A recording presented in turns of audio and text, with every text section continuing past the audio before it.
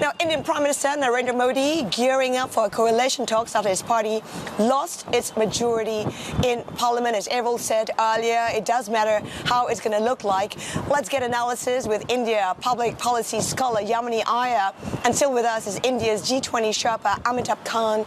Yamini, good to have you with us. What a performance for the opposition. More than 20 parties coming together, united for the first time in a very long time. What does its performance say about what it's done?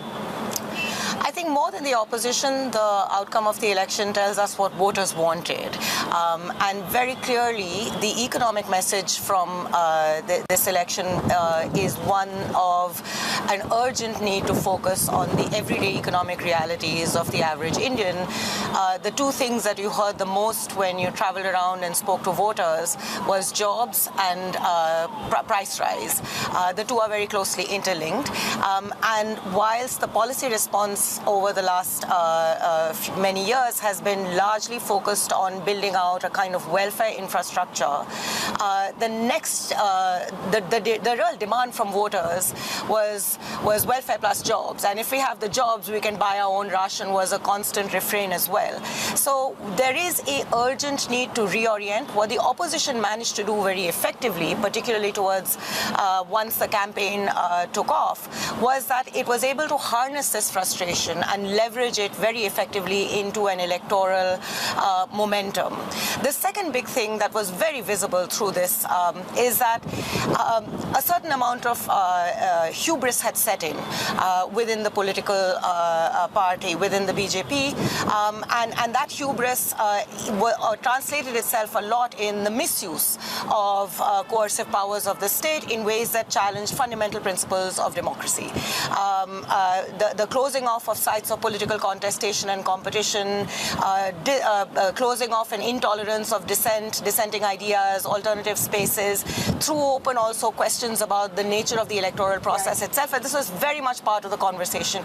This is a rebuke on the part of voters to say dominance does not mean that our constitutional rights can be undermined. And again, the opposition very effectively used fears about constitutional change into a political narrative. We talk about change, we talk about plans. Does Modi have a plan? People often compare India with China. They say China had a plan to get its people to middle income status, but India doesn't. Do you agree?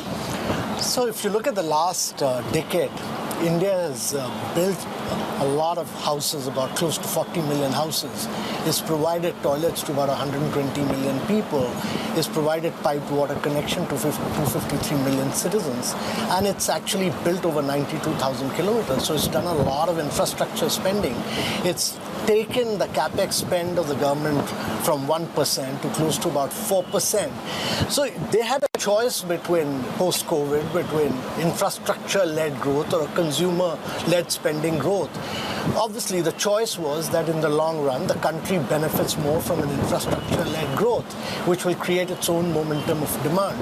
Now, the challenge now is to create many more jobs in India so that your growth is accompanied by jobs and also address challenges of rural livelihoods. So I think enhancing agriculture productivity through value addition in terms of horticulture, floriculture, dairy will be a very major challenge in the coming years because a very vast segment of India's population is dependent on agriculture.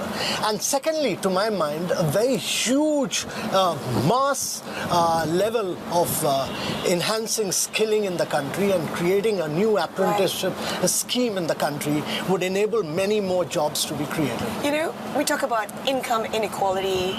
People would like to know how that can be addressed. If you take a look at the number of billionaires in India, 200 billionaires in India. That is the third largest in the world behind only the US and China. How do you address this income inequality in a hurry?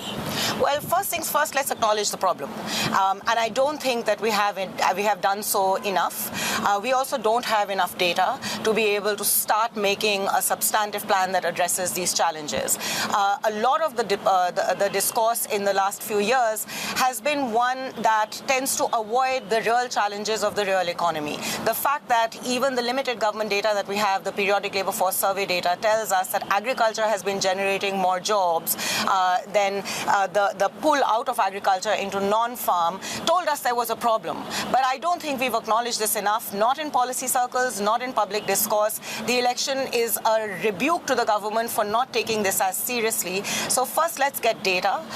Let's do the census. Let's put the data that we have on the consumption expenditure survey out in the public domain and start engaging with what is it that we need to do to shift the structural transformation of the economy. And that really is about determining whether we should have a growth strategy that buoyants up the formal economy, or a growth strategy that is actively looking at transition paths from agriculture into the formal economy. It's always been the weak link in India's growth story since 1991. We skipped low-skill manufacturing, we grew on the back of services, but there is this critical middle, and that also means we need to invest in human capital. One thing that China did that India didn't was investing in its people, in the productive capabilities of its people, health and education. Two things that no government and Modi 1.0 and Modi 2.0 certainly did not do enough, was in these two very critical areas. With a country with a demographic dividend, if you don't actually nurture that dividend, you're sitting on a demographic ticking time bomb. I fear we're very close to that. We talk about Modi 3.0, doing things differently, and in his speech, Modi talked about the Modi guarantee. Will he deliver on that?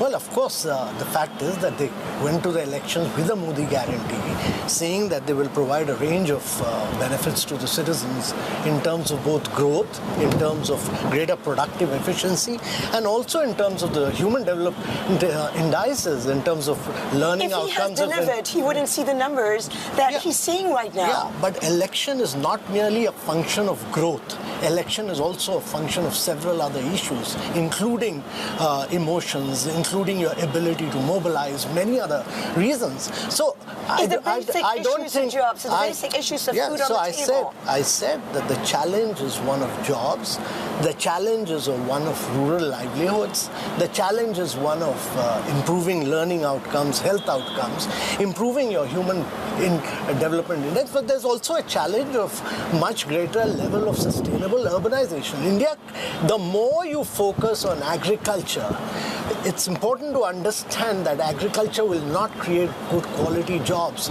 You need to focus on good urbanization. You need to focus on good manufacturing in job-enhancing sectors like textiles, tourism, food processing, many of these areas of growth which will create a large number of jobs. And that is critical for India. What's also critical is investments, right? We've had the likes of Google, the likes of Apple pouring money into the states in the south. How does India attract these investments in a bigger way, help create the jobs? Yes, absolutely. That is part of it. And I think the PLI scheme has seen some mixed successes, particularly in southern parts of India. The challenge actually is how do you ensure that this spreads? The biggest economic policy challenge that India confronts is that the southern and western parts of the country are able to leverage opportunities of growth far better, and therefore does better on all economic and social development indices than the much poorer and more populous northern and eastern belt. The northern and eastern belt is sending labor down rather than being able to actually build itself into manufacturing hubs. This is a crucial challenge that we need to address. It also means that the center has to work very closely with states. This is a federal country. One of the big limitations of the strong dominance that we experienced over this last 5 years was that the federal consensus started fraying.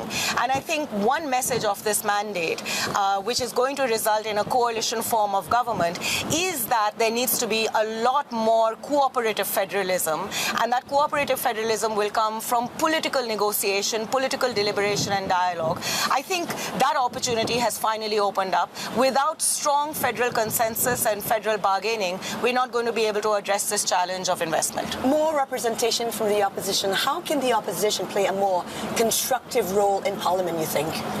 Well, finally, I hope that the opposition will be able to push for parliamentary rules to be followed and for parliamentary debate to be reinstated. The 17th Lok Sabha that is now outgoing had the lowest numbers of debates. Crucial laws like the agriculture laws, the farm laws were passed with less than 3 minutes of debate, with the opposition essentially protesting and being pushed out. So if we can restore parliamentary process for deliberation to restart, I think we will be able to get through many of these difficult policy challenges that we confront. The stage of growth India is in requires a lot more negotiation, engagement and dialogue with all stakeholders. And it is the absence of that that I think has hurt the ability for us to have more equitable growth in these last few decades. Amitabh? Well, India's grown in the last year at about 8.2%. If you look at India's growth story, it's moved from the fragile 5 to the top 5. We had huge challenges of twin balance sheet, both on the bank balance sheets and the corporate balance sheet. The Indian banks have their balance sheets are in outstanding condition right now. The corporate balance sheets are in the best of health right now. And our fiscal condition, both fiscal deficit and current account deficit, are in excellent condition. So India has done remarkably well as an economy, and it's created vast amount of infrastructure. There's nothing to panic about. I mean, we need to just accelerate the pace of growth, create vast number of more jobs in the heartland of India, and skill a vast number of people. But India is poised to accelerate the pace of its growth. We should continue the process of momentum of making India easy and simple for the private sector to grow. The private capex spending must get enhanced in India.